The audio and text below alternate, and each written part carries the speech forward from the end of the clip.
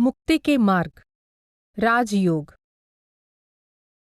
पतंजलि योग सूत्र के अनुसार योगांगानुष्ठानाद शुद्धि क्षय ज्ञान दीप्तिराविवेक ख्यातेह, अर्थात आत्मिक अनुशासन के अभ्यास से ज्यों ही सारी मलिनताएं दूर होती हैं, जीव के अंतर में प्रकाश प्रकट हो जाता है, जिससे आत्मज्ञान प्राप्त होता है। राजयोग कठोर आत्मिक अनुशासन के द्वारा परमात्मा की प्राप्ति का मार्ग है। राज का शाब्दिक अर्थ है राजा, इसलिए राजयोग से अभिप्राय राजसी योग, राजसी मिलन या योग का राजा है।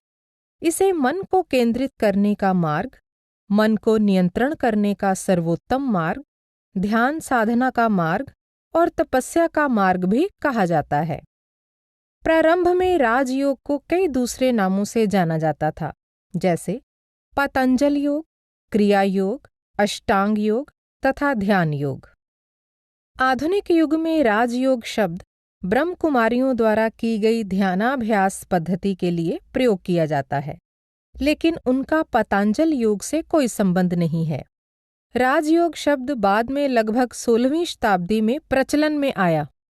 राजयोग को पतंजलि योग भी कहा जाता है, क्योंकि ऋषि पतंजलि ने इस पद्धति का प्रतिपादन किया था।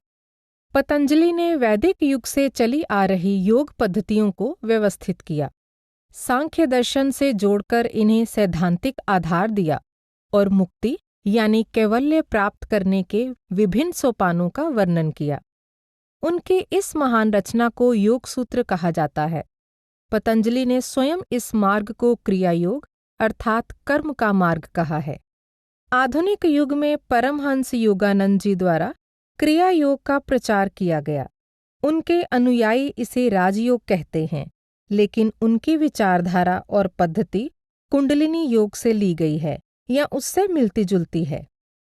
पतंजलि योग सूत्र के अनुसार तपाः स्वाध्याये ईश्वर प्रणिधानानि क्रिया योगः, अर्थात तप, धार्मिक ग्रंथों का अध्ययन और परमात्मा के प्रति श्रद्धा प्रेम क्रिया योग है।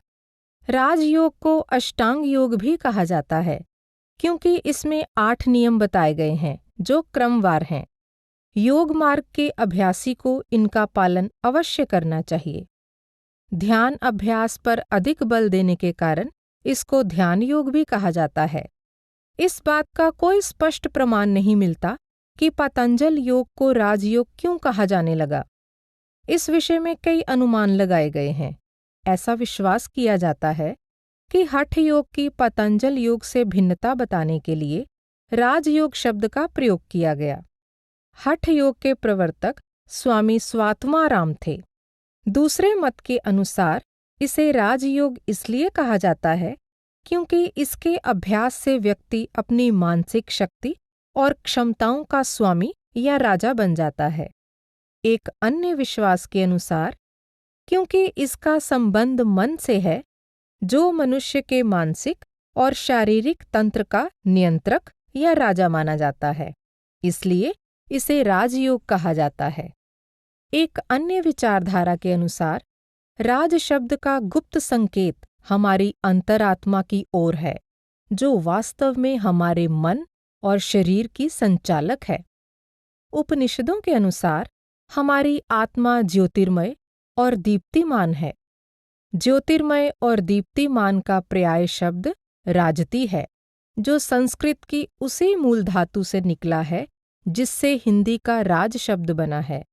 अंतिम कारण शायद ये हो सकता है कि 10वीं शताब्दी के राजा भोज की तरह कई अन्य राजा भी इसे अपनाया करते थे, इसलिए इसे राजयोग कहा जाने लगा।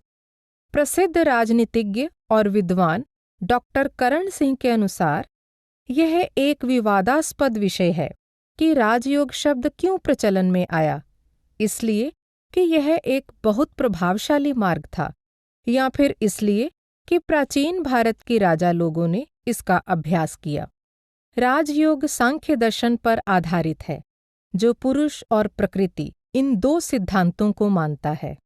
सांख्य दर्शन का विस्तृत वर्णन परिशिष्ट शास्त्रों के अनुसार मोक्ष प्राप्ति की 6 पद्धतियों में दिया गया है। पुरुष यानी सार्वभौमिक आत्मा और प्रकृति यानी मूलभूत प्रकृति यानी आदि माया। वेदांत में पुरुष को आत्मा और प्रकृति को माया कहा गया है। सांख्य दर्शन और पतंजल योग में सैद्धांतिक समानता है, परंतु दोनों में एक महत्वपूर्ण अंतर है और वह है इष्ट देव यानी ईश्वर की धारणा। यह धारणा पतंजलि द्वारा सांख्य विचारधारा में जोड़ी गई। व्यावहारिक रूप से राजयोग एक ऐसा मार्ग है जिसमें ध्यान साधना पर बल दिया गया है। इसमें साधकों को आंखें मूंदकर किसी मत को स्वीकार करने के लिए नहीं कहा गया, ना ही यह उन्हें किसी कर्मकांड आदि में उलझने को प्रेरित करता है, बल्कि इसमें मन और शरीर की शुद्धि के लिए कुछ नियम निर्धारित किए गए हैं। इस मार्ग का लक्ष्य चित्तवृत्ति निरोध अर्थात मन की विचार तरंगों पर नियंत्रण करना है। स्वामी निर्वेदानंद कहते हैं, जब मन पूरी तरह स्थिर हो जाता है तो मुक्ति प्राप्त हो जाती है। जब मन की उथल पुथल शांत हो जाती है तो कर्ता कर्म भाव से रहित यह आत्मा प्रकाशमान हो जाती है, परंतु यह तभी संभव होता है जब पुरुष अर्थात आत्मा प्रकृति अर्थात आदि माया से अलग हो जाती है, जो मन और इंद्रियों सहित सभी भौतिक पदार्थों का स्रोत है। राजयोग का अंतिम लक्ष्य है मोक्ष की प्राप्ति अर्थात पुरुष का प्रकृति से हमेशा के लिए अलग होना और आत्मा का अपने ईश्वर से साक्षात्कार हो जाना। राजयोग के अनुसार निम्नलिखित 8 अंगों का पालन प्रत्येक साधक को करना चाहिए ताकि मन शांत रहे। 1. यम। साधक के लिए 5 निषेधात्मक नियम हैं जिनसे उसे दूर रहना है ताकि मन शांत रहे। 1. हिंसा न करना, असत्य न बोलना, चोरी न करना, विषय भोगों में लिप्त न रहना, लोभ लालच न करना। 2. नियम। अभ्यासी को इन 5 नियमों का अनुसरण करना है ताकि मन और भावनाओं को वश में किया जा सके। तन और मन की शुद्धि, संतोष, आत्मनियंत्रण, धर्म ग्रंथों का पठन पाठन, मन, वचन, कर्म से सभी क्रियाओं का परमात्मा को समर्पण यानी यह कर्म योग का सार है। इन नियमों का उद्देश्य मन और भावनाओं को वश में करना है। 3. आसन। ध्यानाभ्यास के लिए उचित शारीरिक मुद्रा। आसन ना तो ऐसा हो जिसमें बैठने से असुविधा हो और जो ध्यान को भंग कर दे, और ना ही इतना आरामदायक हो कि नींद आने लगे। 4. प्राणायाम। इसका शाब्दिक अर्थ है प्राणों अर्थात प्राण पर नियंत्रण। यह नियंत्रण श्वास को नियमित करने से आता है, जिसमें पूरक यानी श्वास का लेना, रेचक यानी श्वास का बाहर निकालना और कुंभक यानी श्वास को अंदर रोककर रखना शामिल हैं।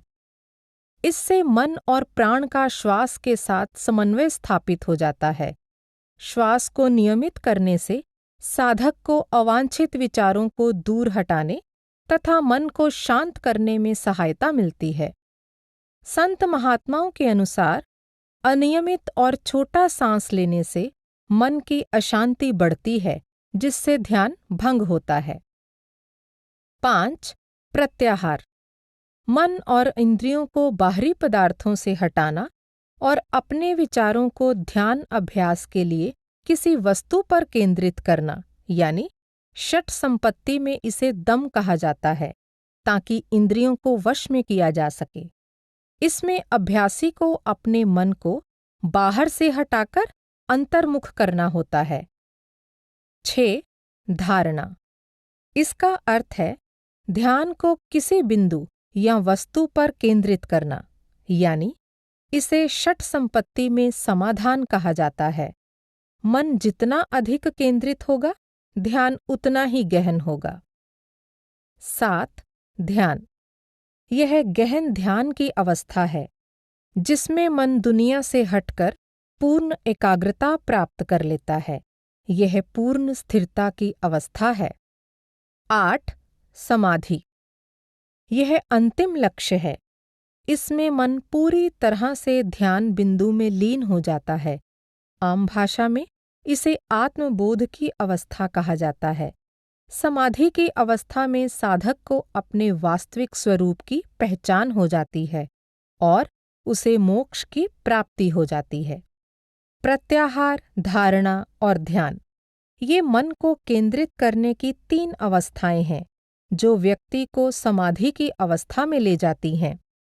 राजयोग का अभ्यास करना इतना आसान नहीं है। इसके लिए कदम कदम पर गुरु के मार्गदर्शन की जरूरत पड़ती है। जब धारणा, ध्यान और समाधि के द्वारा साधक अंतर की गहराइयों में जाता है तो उसे मन की असीम सामर्थ्य, उसकी गुप्त अलौकिक शक्तियों और उसकी चमत्कार करने की शक्ति का पता चलता है। ये चमत्कारी शक्तियाँ, जिन्हें सिद्धि कहा जाता है, उसे ललचाकर अपने जाल में फंसा सकती हैं और ईश्वर प्राप्ति के मार्ग से भटका सकती हैं।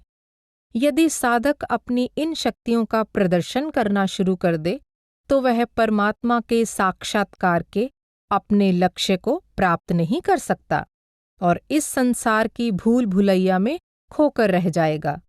इसीलिए गुरु साधक को सावधान करता है कि वह इन रिद्धियों सिद्धियों में ना भटके और ईश्वर प्राप्ति के अपने सच्चे लक्ष्य पर दृढ़तापूर्वक लगा रहे।